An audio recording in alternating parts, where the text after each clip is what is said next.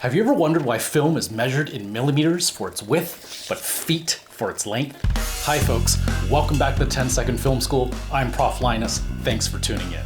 The film industry's combined systems of measurement are a great example of how the United States uses both metric and US customary units in cooperation. If you want to know why Americans insist on these crazy units, this video is for you. Before making this video, I had started going down the rabbit hole of YouTube, watching as many videos as I could on the topic. I listened to all sorts of arguments, whether one system was better than the other, and yes, clearly the metric system is far easier in a vast number of ways. This is not a video on which system is better. I'm just saying that there is considerable justification for the usage of US customary as found in the film industry, which still uses feet and inches, something I didn't really start to realize until I had started working with physical film back in the day. And the truth of the matter is, and you heard it right here at the 10-Second Film School, this is fact, not controversy, the US does use the metric system. We use both, and we have been since the Metric Act of 1866. The US was in fact one of the charter members of the metric movement. Many of us do know how to convert the units in our head, and using US customary and other arbitrary units of measure do serve some practical purposes. Now, why do we use both, you might ask? This is the better question. To answer this, let's step away from film for just a minute. Generally speaking, metric units are measurement units that are better, or rather cleaner, usually, for measuring volume and weight. And imperial units, as used in the US and the UK, are largely counting units. They're not great for measuring things. We use them for instances when whole numbers are more convenient, and for when you need to divide things into halves, thirds, and quarters. Before anyone comments below and tells me how US customary units are all completely arbitrary, basically all units can be seen as arbitrary. The distance between neighbors, for example, can be measured in doors, like he or she is 2 doors down, and driving distances are not actually measured in kilometers and miles, practically speaking. We usually tell people how far we're separated from our destinations by time. Like when you're driving to an appointment across town, if you said the location was 8 miles away, it might sound a little bit abstract. But if you say something like, well, this location is 20 minutes away, it is a lot easier to visualize, and you're using a unit that makes sense to the human listener. The US mile was derived from the ancient Roman mile, containing 5,280 feet. By the way, the number 5,280 is a figure that happens to be divisible by all single-digit numbers besides 7 and 9, making divisions easier. And it was decided that the metric meter is 1/10,000,000th of the distance from the equator to the North Pole. The reason US customary looks nonsensical is that these units aren't meant for easy conversion into metric across all situations. Don't just take it from me. If you want to watch a very well put together video by Jan Misali on why metric and imperial seem to not play nice with each other, I'll be linking the lecture below in the comments. There are actually many industries here in the US that use both systems, and these are units that we use every day. For example, with measuring medication, the entire medical industry for that matter, the food and beverage industry, especially when it comes to volume and weight, determining the mass of jewelry and gemstones. The carat is a non-metric unit that is used in many metric countries. In most of North America, shoe sizes in a store use the imperial system based on the inch. In fact, the shoe measurement system is based on the Old English unit known as a barleycorn, which is 1/3 of an inch. Whether you measure your shoes in metric or imperial shouldn't really matter. Your foot size is your foot size. It's just a numeral as a name, such as tall, grande, and venti when you order at a Starbucks. Another reason might be that human foot sizes don't fall under a broad enough of a spectrum to warrant sizes smaller than a certain threshold and greater than a certain threshold. The larger inch increments might be more logical than a centimeter if we're speaking practically here. Like if we were to plot all shoe sizes needed by all humans on an X and Y axis, all the shoe sizes in the world would form a bell curve on a graph, the extreme ends of the graph representing very few shoes. Between the smallest needed shoe and the greatest needed shoe, you're not going to have that many numbers. Women, kids, and men's foot sizes fall under a very narrow limit of numbers. So doesn't it make sense that we can just number shoes starting with single-digit numbers? If a newborn shoe size is a 0C, for example, I would be hard-pressed to imagine a situation where you would need a smaller shoe. When you get your height measured at the doctor's office, the number is notated in metric on medical documents in the States, but relayed to the patient verbally using US customary.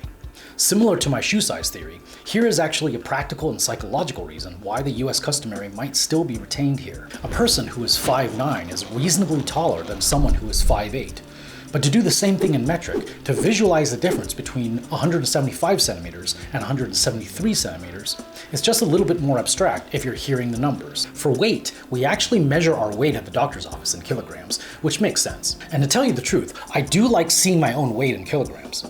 Probably because we might feel better about ourselves seeing our weight in kilograms, which is a smaller whole number, rather than the self-effacing counterpart, the pound, which more than doubles the weight number. For your temperature at the doctor's office, temp is recorded in Celsius, but then related to the patient in Fahrenheit.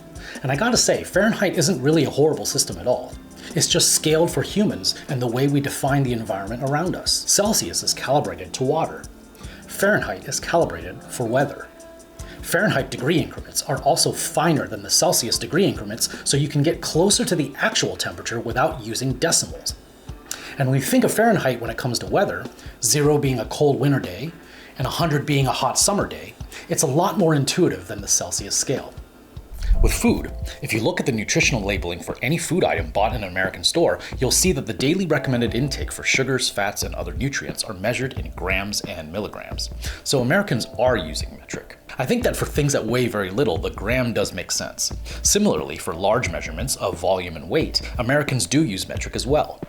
Weights of kilograms are used for large bags and bottles, and the quart and the liter are actually quite close to each other, so cooks and bakers use the liter all the time. By the way, everyday Americans do visualize soda bottles in liters, so another metric usage.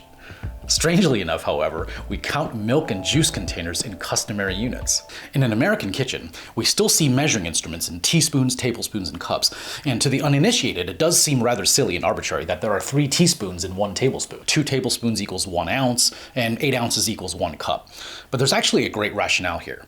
The reason we do this is because volume ratios are easier to visualize and say in fractions and single-digit units. Furthermore, it is not as simple visually to divide base 10 numbers into thirds and sixths. Now, let's finally get back to film and we can see how the same yin and yang of metric and US customary work together here as well. This is a strip of 35mm film. Film is measured with a metric width unit of millimeters. 35mm film was the most commonly used film size from about the 1890s to roughly the early 2000s. William K. Dixon and the team at the Edison lab determined initially that film should be sized at 3/4 of an inch. When this produced an image that was too blurry and unusable, the size of the film was increased to 1 3/8 inches, or more reasonably represented, 35mm. After film became an international industry, nomenclature evolved to the 35mm measurement because as the width of typical motion picture film strip is quite narrow, using small units, such as millimeters, makes more sense than using the inch. Also, whole number sizes are easier to visualize and say. So you have 16mm, 35mm, and 70mm, the commonly used film sizes, which is a whole lot easier to visualize than 5/8 of an inch, 1 3/8 of an inch, and 2 3/4 of an inch, respectively. But wait, why then, pray tell, is film length measured in feet? Can't we just use meters? The short answers to this is that the two measurements were not decided at the same time, and film length is kind of culturally specific.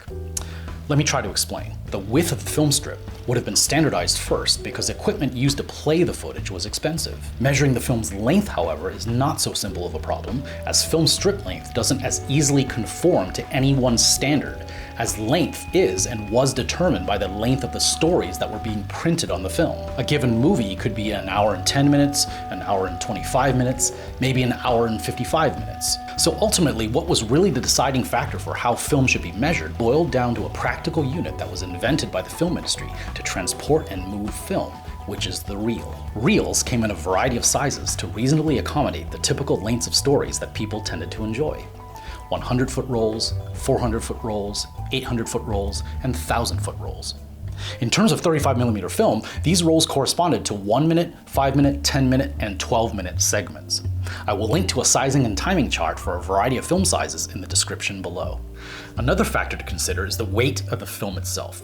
Heavier reels were impractical for camera use, where the cameraman was expected to follow the action of the actors. So small reels were standardized to what was considered a reasonable length, proportionate to the average length of a take in practice. Early film cameras had film canisters that shot anywhere from 4 to 6 minutes at a time, and that's about good for a take of something. In the movie theater, projection reels could be larger because projectors don't move, but they needed to accommodate reels that could be mounted and activated by a projectionist of average size. A 1,000-foot reel would weigh between 5 to 7 pounds, which was a reasonable amount of weight to expect a movie theater worker to carry up the stairs, one in each hand. The reels also had to be long enough where the reel changes weren't so frequent they didn't make sense in terms of time. So these factors were taken into consideration to determine film length per reel. Of course, when the platter system was invented, 2,000-foot double reels were used, but still, the length of the film strip was determined by story concerns, and the increments of the reels boiled down to what was convenient for transportation with regard to size and weight. Upon analysis, I would say that since films were divided up into these arbitrary units of reels anyway, it doesn't really matter here whether or not you think in feet or meters. Neither system really provides much of an advantage over the other. Now, feet and meters might matter to a telecine operator. That's the human who converts film to a digital medium. We still use these machines today to archive and restore movies.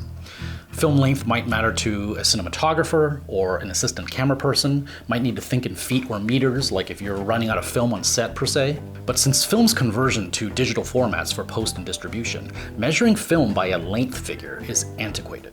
We just use time and hard drive space as a reference. So as a recap, metric and US customary units can be used in coordination with each other when useful. For the record, it is the opinion of this teacher that they are meant to be used alongside each other, and we need not choose one way of measuring over another. Oh, and one more thing. It actually isn't true that the rest of the world has converted to metric while the US refuses to convert. There are many imperial units, like the acre, which is still used in countries like the Cayman Islands, Liberia, Myanmar, Ireland, and Pakistan. And of course, many countries still use imperial units for cooking, like Denmark, Guatemala, and Panama. If you like this channel or you want to give me a piece of your mind, it would be a great help if you hit the subscribe button, leave me a comment, and follow me using the social media links you see on the screen. I am at 10 Second Film on TikTok, Twitter, Facebook, and Reddit, and 10 Second Film School on Instagram. If you wish to provide more support, you can help me by purchasing a copy of my course textbook, which I edited through Cognella Academic Publishing. I'll leave a link in the description below, or you can visit my Patreon page, which is at patreon.com/10 Second Film. Your contribution will go so far towards helping me create more videos for this channel. Thank you so much in advance. This is Prof. Linus from the 10 Second Film School. Thanks for tuning in, and I'll see you next time.